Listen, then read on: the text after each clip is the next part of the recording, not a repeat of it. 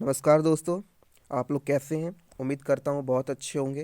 दोस्तों, मेरी वीडियो कुछ दिनों से नहीं आ रही थी क्योंकि मेरी तबीयत ख़राब हुई थी। तो अभी मैं ठीक हूँ। तो चलिए, आज मैं ज्योग्राफी का थोड़ा सा टेस्ट ले लेता हूँ कि आप लोगों ने क्या पढ़ा है। थोड़ा अपने आप को चेक कर लीजिए। चलिए दोस्तों, स्टार्ट करते हैं। हमारा पहला क्वेश्चन है, सोन नदी झारखंड के किस जिले में प्रवेश करती है? दोस्तों, आपको पता है सोन नदी झारखंड के गढ़वा जिले से प्रवेश करती है और मात्र दो ही झारखंड के दो ही जिलों में इसका प्रवाह क्षेत्र है, गढ़वा और पलामू।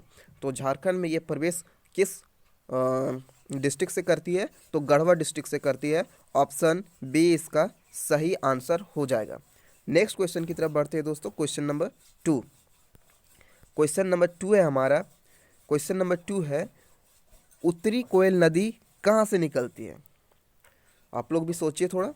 उत्तरी कोयल नदी आपको पता है ये रांची से ही निकलती है। उत्तरी कोयल नदी भी रांची से ही निकलती है और दक्षिणी कोयल नदी भी रांची से ही निकलती है। तो उत्तरी कोयल नदी जो है रांची के पिस्का से निकलती है। ऑप्शन टू जो है इसका सही आंसर हो जाएगा। तो ऑप्शन टू इसका सही आंसर है। उत्तरी कोयल नदी कहाँ से निकलती है? रांची के पिस्का से निकलती है। नेक्स्ट क्वेश्चन की तरफ बढ़ते हैं। नेक्स्ट क्वेश्चन है हमारा, दारधा और मोरहर किसकी सहायक नदियां हैं? तो आपको पता है दारधा और मोरहर किसकी सहायक नदियां हैं? दारधा और मोरहर जो हैं वह पुनपुन की सहायक नदियां हैं। पुनपुन की सहायक नदियां हैं। तो पुनपुन ऑप्शन थ्री इसका सही आंसर हो जाएगा। Next question, question number four है दोस्तों, उत्तरी कोयल की सहायक नदी कौन सी है? आपको मैंने बताया है कि उत्तरी कोयल की दो सहायक नदियां हैं, औरंगा और अमानत। ये उत्तरी कोयल की सहायक नदियां हैं। तो ऑप्शन दो और तीन इसका दोनों सही आंसर हो जाएंगे, इसलिए ऑप्शन नंबर फोर इसका बिल्कुल सही आंसर हो जाएगा। आपको पता होगा औरंगा जो है ये रांची से निकलती है, अमानत जो है हजारीबाग से निकलती है, और ये दोनों इसकी सहायक नदियां हैं उत्तरी कोयल की। तो इस तरह से ऑप्शन चार इसका सही आंसर हो जाता है। Next question, question number five की तरफ बढ़ते हैं। क्वेश्चन नंबर फाइव है, किस नदी को रामायण में सुमागधी कहा गया है? तो दोस्तों, रामायण में जिस नदी को सुमागधी कहा गया है उस नदी का नाम है सकरी नदी। सकरी नदी झारखंड में ये मार्ग बदलने के लिए भी कुख्यात है और इसकी मुहाना गंगा नदी है, आपको पता है। तो रामायण में किस नदी को सुमागधी कहा गया है? तो सकरी नदी को दोस्तों सुमागधी कहा गया है। नेक्स्ट क्वेश्चन, क्वेश्चन नंबर जो सिक्स है, किकट और बमागधी। ये बमागधी लिखा हुआ है, टाइपिंग थोड़ा सा वो हुआ है तो आप देखेंगे, ध्यान दीजिएगा। तो किकट और बमागधी किस नदी का उपनाम है? दोस्तों, सुमागधी आपने अभी देखा, सकरी नदी को सुमागधी कहा जाता था, लेकिन किकट और बमागधी जो है यह पुनपुन नदी का उपनाम है। किकट और बमागधी किस नदी का उपनाम है? पुनपुन नदी का उपनाम है। नेक्स्ट क्वेश्चन की तरफ बढ़ते हैं। नेक्स्ट क्वेश्चन है हमारा, बांसलोई नदी का उद्गम स्थल है। आपको पता है बांसलोई नदी का उद्गम स्थल कहाँ से है? तो बांसलोई नदी का उद्गम जो है ये गोड्डा के बांस पहाड़ से निकलती है यह नदी। तो ऑप्शन नंबर टू इसका सही आंसर हो जाएगा। त्रिकुट पहाड़ से कौन सी नदी निकलती है? मयूराक्षी नदी निकलती है। पारसनाथ से तो कोई भी नदी नहीं निकलती है। और पद्मा हजारीबाग से कौन सी नदी निकलती है? बराकर नदी निकलती है। ठीक है, नेक्स्ट क्वेश्चन की तरफ बढ़ते हैं। मेरेल, ये मेरेल लिखा हुआ है, मेरेल किसकी सहायक नदी है? आपको मैंने बताया है मेरेल किसकी सहायक नदी है। मेरेल जो है वह गुमानी की सहायक नदी है। ऑप्शन नंबर वन इसका बिल्कुल सही आंसर हो जाएगा। शंख नदी का कौन कौन सी सहायक नदी है? चीरा, लावा, केदार, कोक, ये सब आपको पता है। सोन नदी झारखंड के मात्र दो जिलों में, गढ़वा और पलामू जिलों में बहती है, और उत्तरी कोयल नदी जाके इसी में मिल जाती है, सोन नदी में। ठीक है दोस्तों, नेक्स्ट क्वेश्चन की तरफ बढ़ते हैं। क्वेश्चन नंबर 10 है, चीरा, लावा, केदार, कोक ये किसकी सहायक नदियां हैं? चीरा, लावा, केदार, कोक ये किसकी सहायक नदियां हैं? अभी इसके पहले एक्सप्लेनेशन में मैंने बताया कि चीरा, लावा, केदार, कोक ये सब शंख की सहायक नदियां हैं। शंख बजने के बाद क्या होता है? प्रसाद बटता है, और प्रसाद में क्या मिल रहा है आपको? चीरा, लावा, और आदमी अमीर है थोड़ा सा तो कोको कोला भी पिला दे रहा है। तो चीरा, लावा, कोक, केदार बांट रहा है, शंख नदी का सहायक नदी ये सब है। ठीक है, नेक्स्ट क्वेश्चन की तरफ बढ़ते हैं। क्वेश्चन नंबर 11, दामोदर घाटी परियोजना में कुल कितने बांध हैं? दोस्तों, दामोदर घाटी परियोजना में कुल 8 बांध हैं। आपको सबका नाम भी उंगलियों पे याद होना चाहिए, मैंने आपको बता रखा है। अगर आपने पिछला वीडियो नहीं देखा है तो प्लीज़ देखिए। नेक्स्ट क्वेश्चन की तरफ बढ़ते हैं। क्वेश्चन नंबर 12, क्वेश्चन नंबर 12 है दोस्तों, किस नदी पर स्वतंत्र भारत की प्रथम जल विद्युत परियोजना, किस नदी पर स्वतंत्र भारत की प्रथम जल विद्युत परियोजना बनाई गई है? तो आपको पता है स्वतंत्र भारत की प्रथम जल विद्युत परियोजना जो है झारखंड में बनाई जाती है 1948 ईस्वी में, और वह भी दामोदर नदी पर, दामोदर नदी पे। तो ऑप्शन 3 इसका सही आंसर हो जाएगा। 1948 में पंडित जवाहरलाल नेहरू द्वारा ये प्रथम जल विद्युत परियोजना कहाँ पे बनाई जाती है? दामोदर नदी पर, झारखंड में। ठीक है, नेक्स्ट क्वेश्चन की तरफ बढ़ते हैं अपन। नेक्स्ट क्वेश्चन है हमारा, नेक्स्ट क्वेश्चन है तिलैया बांध का निर्माण कब हुआ था?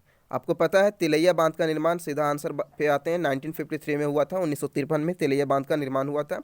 नेक्स्ट क्वेश्चन की तरफ बढ़ते हैं, क्वेश्चन नंबर 14। क्वेश्चन नंबर 14 है हमारा,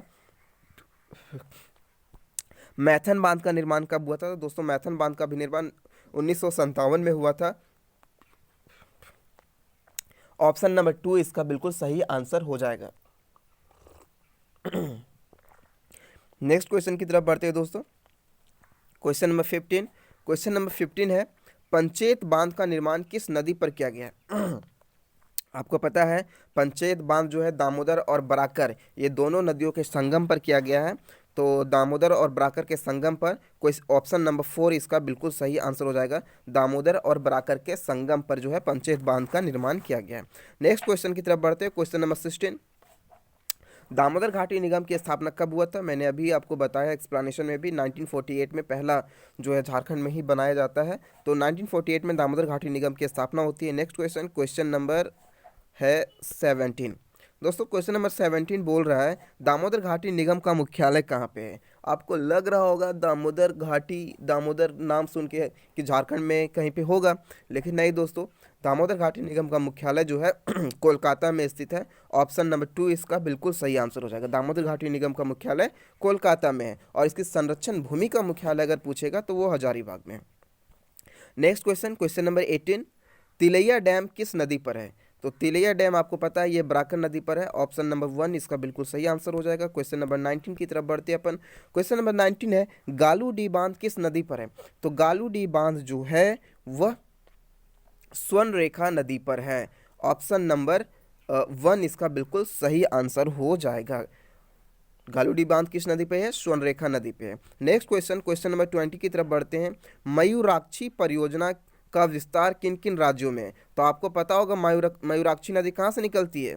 मयूराक्षी नदी जो है देवघर के त्रिकुट पहाड़ी से निकलती है, और वहाँ से निकल के सीधा पश्चिम बंगाल में घुस जाती है। तो मयूराक्षी परियोजना 2 राज्यों की जो है संयुक्त परियोजना है। कौन कौन? झारखंड और पश्चिम बंगाल। झारखंड और पश्चिम बंगाल, ऑप्शन नंबर 3 इसका बिल्कुल सही आंसर है। नेक्स्ट क्वेश्चन की तरफ बढ़ते हैं दोस्तों। नेक्स्ट क्वेश्चन है हमारा, क्वेश्चन नंबर 21। दसम जलप्रपात किस नदी पर स्थित है? आपको पता है दसम जलप्रपात रांची में स्थित है और कांची नदी पर स्थित है। याद रखना बड़ा आसान है, रांची कांची बिल्कुल सिमिलर है। तो दसम जलप्रपात रांची में किस नदी पे स्थित है? कांची नदी पर स्थित है। आपको पता है रांची को जलप्रपातों का शहर भी कहा जाता है, शिमला का भी शहर कहा जाता है। अभी इस ठंड में वहाँ पे बर्फबारी भी हुई है, आप बिल्कुल शिमला का आनंद ले सकते थे वहाँ पे, अगर आप होंगे तो आपको पता होगा। नेक्स्ट क्वेश्चन, क्वेश्चन नंबर 22 की तरफ बढ़ते हैं। क्वेश्चन नंबर 22, झारखंड का सबसे ऊंचा जलप्रपात कौन सा है? आपको पता है झारखंड का सबसे ऊंचा जलप्रपात जो है वह बूढ़ा घाघ जलप्रपात है, और बूढ़ा घाघ जलप्रपात जिस नदी पे स्थित है उस नदी का भी नाम बूढ़ा घाघ ही है, लातेहार में स्थित है यह दोस्त। Next question, question number 23। Question number 23 बोल रहा है हुंडरू जलप्रपात किस नदी पर है? हुंडरू जलप्रपात भी रांची में ही स्थित है, और यह स्वर्ण रेखा नदी पे स्थित है। ऑप्शन नंबर 1 इसका बिल्कुल सही आंसर हो जाएगा। Next question, question number 24। Question number 24 है दोस्त। क्वेश्चन नंबर 24 अपन को बोल रहा है हिरनी जलप्रपात किस जिले में स्थित है? आपको पता है हिरनी जलप्रपात जो है पश्चिमी सिंहभूम में गरहा नदी पर स्थित है। कौन सा नदी पे स्थित है? गरहा नदी पर स्थित है हिरनी जलप्रपात, पश्चिमी सिंहभूम में। ऑप्शन नंबर 2 इसका बिल्कुल सही आंसर हो जाएगा। Next question, question number 25। मिर्चैया जलप्रपात किस जिला में स्थित है? मिर्चैया जलप्रपात जो है वह लातेहार जिला में स्थित है। ऑप्शन नंबर 2 इसका बिल्कुल सही आंसर है। नेक्स्ट क्वेश्चन है टाइगर गर्म जलकुंड किस जिले में स्थित है? तो टाइगर गर्म जलकुंड आपको पता है टाइगर गर्म जलकुंड जो है हजारीबाग में है। टाइगर के साथ आप कावा भी याद रखिए, कावा और सूर्यकुंड सबसे ज़्यादा इंपॉर्टेंट, सूर्यकुंड गर्म जलप्रपात जो है वह हजारीबाग में स्थित है। कावा और टाइगर हो गया और सूर्यकुंड हो गया, ये सारे जलप्रपात कहाँ पे स्थित है? हजारीबाग में स्थित है। सॉरी, गर्म जलकुंड कहाँ पे स्थित है? हजारीबाग में स्थित है। नेक्स्ट अपना गर्म जलकुंड है तेतुलिया गर्म जलकुंड।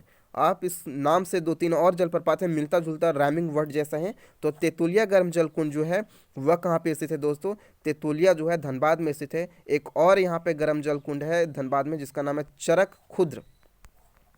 चरक खुद्र गर्म जलकुंड जो है और तेतुलिया गर्म जलकुंड है, ये दोनों धनबाद में स्थित है। ऑप्शन नंबर 2 इसका बिल्कुल सही आंसर है। क्वेश्चन नंबर 28, दुआरी गर्म जलकुंड, बहुत ही आसान क्वेश्चन। दुआरी गर्म जलकुंड जो है यह चतरा में स्थित है। ऑप्शन नंबर 2 इसका बिल्कुल सही आंसर हो जाएगा।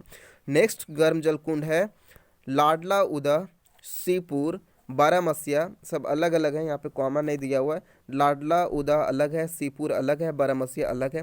ये तीनों गर्म जलकुंड दोस्तों पाकुड़ में स्थित है। ऑप्शन नंबर 2 इसका बिल्कुल सही आंसर हो जाएगा। नेक्स्ट क्वेश्चन नंबर 30, ततलोई गर्म जलकुंड किस जिले में स्थित है? तो दोस्तों ततलोई गर्म जलकुंड जो है वह दुमका जिले में स्थित है। ततलोई के साथ साथ भूमका, रानी बहल, मुनबिल, तपात पानी, ये सारे गर्म जलकुंड दोस्तों दुमका में स्थित है। यहाँ पे 30 क्वेश्चंस के साथ ये वीडियो समाप्त होता है। ये बिल्कुल एक टेस्ट के जैसा था, आप अपने आप को चेक कीजिए यहाँ पे। दोस्तों वीडियो को प्लीज़ शेयर कीजिए, लाइक कीजिए, सब्सक्राइब कीजिए चैनल को। चलिए दोस्तों वीडियो को समाप्त करते हैं। बहुत बहुत धन्यवाद अंत तक वीडियो को देखने के लिए। मिलते हैं अगले वीडियो में ज्योग्राफी के कुछ अगले पार्ट में।